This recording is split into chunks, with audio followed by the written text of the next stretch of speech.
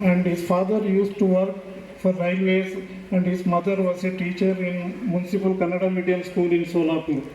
He was a normal youth and graduated in arts from Solapur College, and like any young man of his age, enjoyed multiple social activities, sports, etc.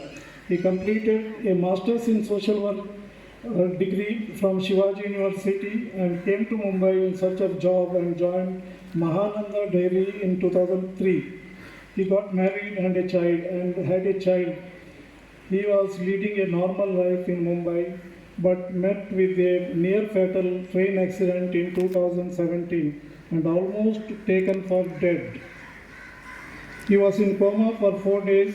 His both lower limbs were amputated and he was in hospital for 3 months. As we all know, acquired disability is a difficult challenge to overcome. However, Niranjan, with sheer grit and tenacity, overcame challenges and started living again. He resumed his work after 8 months.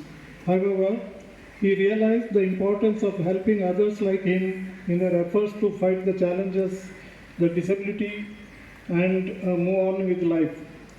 During the corona pandemic, he helped people with disabilities to survive the challenges of this pandemic. Along with his job at the Mahanand Dairy, he also works as a part-time facilitator for NeoMotion.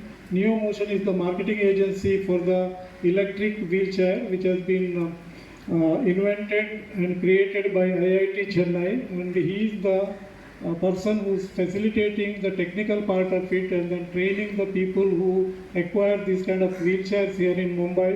And he has been helping hundreds of people with disabilities for this purpose. May I now again request our chief guest to kindly present the trophy, cash award, and a bouquet of flowers at the hands of Mr. Jayesh Markatia, our Vice President.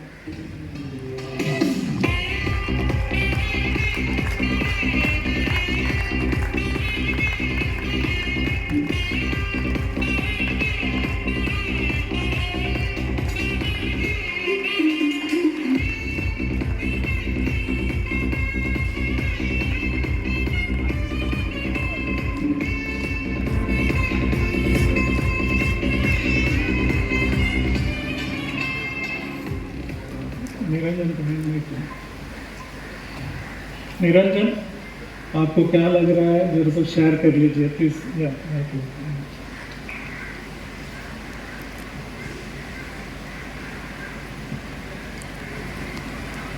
Thank you. सबको मेरा प्रणाम। मैं निरंजन यादव। 2000 में कुछ तो मैं मुंबई में join हुआ। इसके पहले मैंने जो शोलापुर में मेरा बचपन से सब पूरा एजुकेशन सब कुछ कंप्लीट करके मैं 2000 में मुंबई आना। मुंबई के बाद मैं काफ़ी स्ट्रगल करके जॉब भी देखा है। उसके बाद परमानेंटली जॉब मिला मानंदा डेयरी में एज ए सुप्रीम पोस्ट में जॉब किया। 2017 में मेरा लाइफ चल रहा था फैमिली के साथ एंड 30 जून को मेरा एक ट्रेन एक्सीडेंट हो गया जो पटरी क्रॉस कर रहा था। उस टाइम पर मेरे दोनों पैर निकल गए थे। बोलते कि भगवान के इसमें एक इंसानियत रहते हैं। उसी टाइम पर मेरे एक दीदी तो पटरी क्रॉस करके आ रहे थे। मेरे आँख से जाने के बाद पूरा ट्रेन जाने के बाद मेरे दो पैर 6 फीट लंबा गिर गए थे और 6 फीट लंबा गिरने के बाद वो दीदी को लगा कि ये आदमी बच सकता है तो इसको हम जल्दी से जल्दी कोई तो सुविधा करने के लिए उन्होंने उनको हॉस्पिटल पहुँचाने के लिए उन्होंने कोशिश की। वो कोशिश अगर नहीं करती तो आज मैं आपके सामने होता नहीं था, ऐसा मुझे लगता है। बट वो दीदी की वजह से आज मैं यहाँ पर हूँ और हॉस्पिटल में जाने के बाद मुझे 4 दिन में कोमा में था और पूरा कोमा में होने के बाद 3rd डे को ऐसा कुछ सिचुएशन था कि डॉक्टर को लग रहा था कि ये डेथ हो गया। तो डिक्लेरेशन प्रोसीजर उनका चल रहा था तो माइंड में कुछ तो एक शून्य आया था। वो इंसिडेंस में शून्य आ रहा था। तभी मुझे लग रहा है कि मैं बच्चे के लिए जीना है। मुझे वो जज्बा मैंने अंदर से विल पावर बढ़ाते गया था लेकिन बाहर से मेरा पूरा बॉडी डेड लग रहा था। वही 4 दिन के बाद मैं फिर से डॉक्टर वो 3rd डे का जो और एक सिचुएशन था अगर वो कोमा जैसा मेरा जज्बा बढ़ा था कि मुझे जिंदा रहना है बाहर ऐसे डॉक्टर लोग बोल रहे हैं कुछ लग रहा है। तो उसके बाद मैंने मुंह से पानी आने के बाद डॉक्टर लोगों ने कुछ तो इमीडिएटली फिर से उपचार कर दिया और 4th डे को मैं बाहर आ गया कोमा से। तभी उन लोग जो भी उपचार किया उसके बारे में मैं 5वां दिन उन डॉक्टर जो भी लोग थे उन लोगों को सभी को बताया क्या आप लोगों ने ये स्टेटमेंट बताया बोला था क्या, क्योंकि उस टाइम पर मुझे कुछ ऐसा सुनाई दे रहा था। तो सब डॉक्टर लोग बोलते कि सच में हम लोगों का यही चल रहा था कि आप शायद निकल गए, इसके लिए हम लोग वो प्रोसीजर कर रहे थे। तो एक मेरे साथ वो एक मिराकल था कि मुझे बच्चे के लिए आना था, वो सब कुछ हो गया। आज 2017 के बाद एक्सीडेंट हो गया, एक्सीडेंट के बाद फैमिली भी छूट गई मेरे। और काफ़ी बोलते हैं ना कि कई ऐसे केसेस हैं, मेरा तो नहीं है, बहुत सारे लोगों के हैं कि एक्सीडेंट होने के बाद फैमिली सपोर्ट कम हो जाता है। और कुछ अच्छे हैं इंसान, उनके साथ जुड़ जाते हैं, लेकिन फैमिली छूटने के बावजूद भी मैंने कभी हिम्मत नहीं आ रही है, अपनी हिम्मत करके मैंने शोलापुर से उपचार होने के बाद शोलापुर से वापस मैं मुंबई आ गया, अपना ड्यूटी ज्वाइन किया।